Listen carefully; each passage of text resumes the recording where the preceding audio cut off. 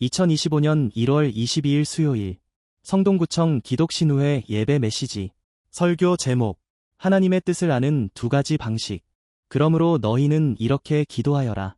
하늘에 계신 우리 아버지, 이름을 거룩하게 하시오며 나라가 임하게 하시오며 뜻이 하늘에서 이루어진 것 같이 땅에서도 이루어지게 하시옵소서. 안녕하십니까? 2025년도를 맞이하는 우리는 무엇이 진실인지를 결정해야 하는 현실 앞에 서 있습니다. 대통령의 탄핵 심판이 진행되는 가운데 우리는 어느 진영에 서 있는지를 숨겨야 하는 상황도 마주합니다. 최근에 일부 극단적인 주장을 펼치거나 행동을 하는 사람 중에 기독교인들이 있다는 보도가 있습니다. 이런 상황 속에서 우리는 어떻게 생각하고 판단을 하는 것이 좋은지 고민하지 않을 수 없습니다. 저는 오늘 먼저 하나님 나라와 세상 나라에 대하여 생각해 보고자 합니다. 하나님 나라와 세상 나라는 어떤 관계에 있습니까? 하나님 나라는 하나님의 뜻이 실현되는 세상입니다. 예수님이 가르쳐주신 기도문에는 하나님의 나라가 임하기를 기도하라고 되어 있습니다. 하나님의 나라가 임한다는 말은 하나님의 뜻이 하늘에서와 같이 땅에서도 이루어진다는 의미입니다. 그러므로 예수님이 가르치신 하나님 나라는 하나님의 뜻이 실현되는 세상입니다. 여기서 우리는 하나님의 나라와 세상 나라가 동시에 이 땅에 있음을 알 수 있습니다. 어떤 곳에는 하나님의 나라가 더 많이 임하여 있습니다. 그곳에서는 하나님의 뜻이 많이 실현됩니다. 그런데 어떤 곳에서는 하나님의 나라가 거의 임하지 않았습니다. 그곳에서는 하나님의 뜻이 거의 실현되지 않고 있습니다.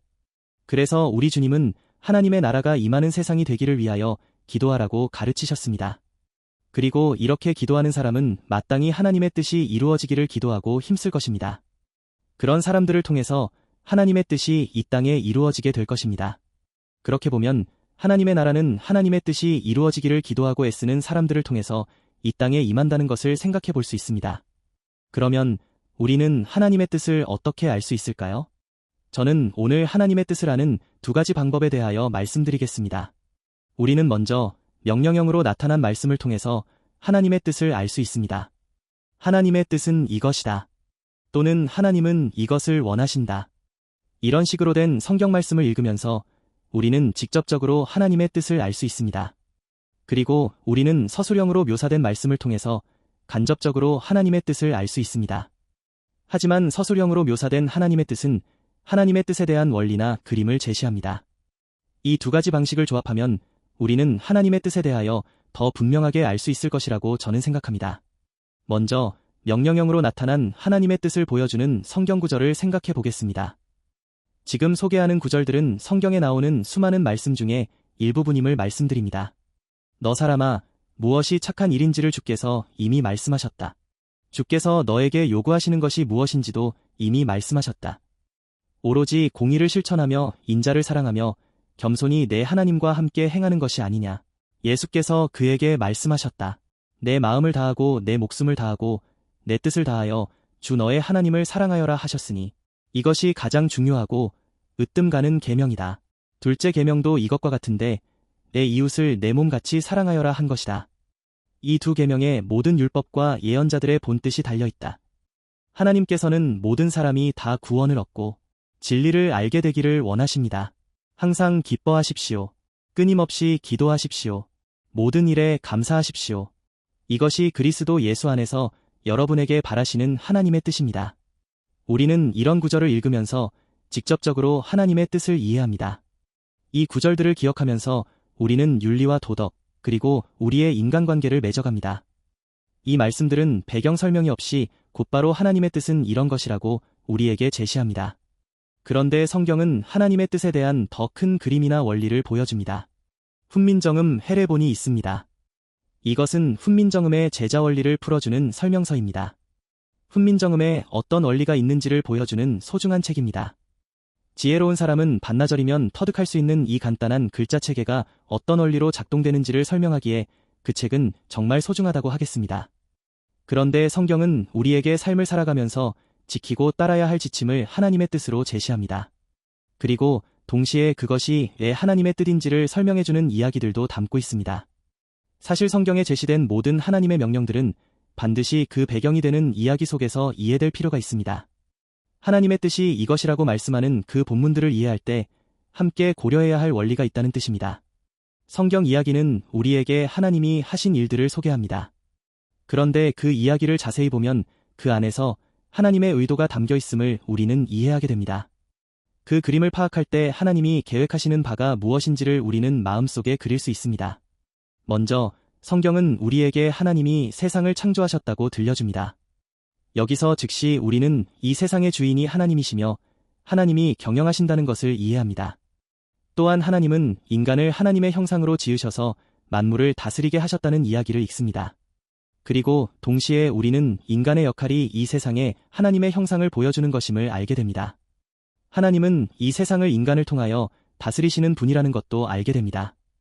그러므로 성경의 이야기를 통해서 우리는 인간이 이 세상을 관리하고 통치하는 하나님의 대리인임을 깨닫습니다. 그러므로 이 세상을 다스리는 대리인에게 가장 중요한 자질이 무엇이겠습니까? 하나님을 경외하고 피조세계를 사랑하는 것 아니겠습니까? 공의를 실천하고 인자를 사랑하며 겸손히 하나님과 동행하는 것 아니겠습니까? 성경의 이야기는 우리에게 하나님의 명령과 하나님의 뜻에 대한 원리와 이유에 대하여 알려줍니다. 그러므로 성경 이야기를 자세히 살펴보고 묵상하는 것은 우리에게 하나님의 뜻을 행할 수 있는 강력한 근거를 다지게 할 것입니다. 성경 이야기를 보면 하나님은 에덴 동산을 만드셨고 거기 거하셨으며 사람을 그리로 들이셨습니다. 또한 하나님은 약속의 땅으로 하나님의 백성을 인도하고 그들에게 성전을 주셨습니다. 성경에서 예언자 에스겔은 환상을 보았는데 성전에서 흘러나온 생명수가 온 세상으로 흘러나가서 만국을 치료하고 소생하는 모습을 보았습니다. 이로써 우리는 하나님이 이 세상을 치료하시려고 한 장소를 택하셨는데 그곳이 에덴 동산이며 성전임을 깨닫습니다. 그런데 예수께서는 자신이 성전이라고 주장하셨고 사도들은 예수님을 따라 예수님의 제자들 즉 성도들이 하나님의 성전이며 성령이 성도들과 함께한다고 가르쳤습니다. 사도행전을 보면 최초의 그리스도인들은 오순절에 성령의 충만함을 받았습니다. 그런데 그날 각 사람의 머리 위에 불이 임했다고 소개합니다. 이것은 옛날의 성막이나 성전에 머물던 하나님의 영광의 불을 상징합니다. 이로써 전에 건물이 하나님의 성전이었다면 이제는 땅에 거하는 하나님의 사람들이 성전입니다. 이 세상은 이 성전인 우리들을 통해서 치료되고 회복될 것입니다. 에스겔의 환상은 이제 우리들의 비전입니다. 우리 공동체로부터 선한 것이 흘러나와 우리가 사는 지역을 행복한 땅으로 만들어갈 때 그 환상은 현실이 됩니다. 이런 일을 위하여 하나님이 우리를 부르셨다는 사실을 기억하고 또 깨닫는다면 우리는 항상 기뻐하고 늘 기도하며 범사에 감사할 수 있을 것입니다. 그것은 당연한 일이 될 것입니다. 하나님의 뜻에 대한 원리를 이해하고 그 환상과 비전과 이미지가 우리 마음속에 선명할 때 우리는 하나님의 명령이 당연한 일이 된다는 것을 깨달을 수 있습니다.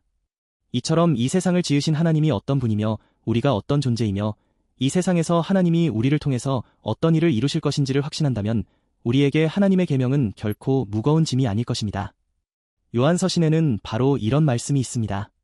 하나님을 사랑하는 것은 이것이니 우리가 그의 계명들을 지키는 것이라. 그의 계명들은 무거운 것이 아니로다. 하나님은 이 세상을 창조하셨고 인간은 이 세상을 맡아서 다스리는 하나님의 형상입니다. 그리고 하나님은 성전을 통해서 이 세상을 복되게 하십니다.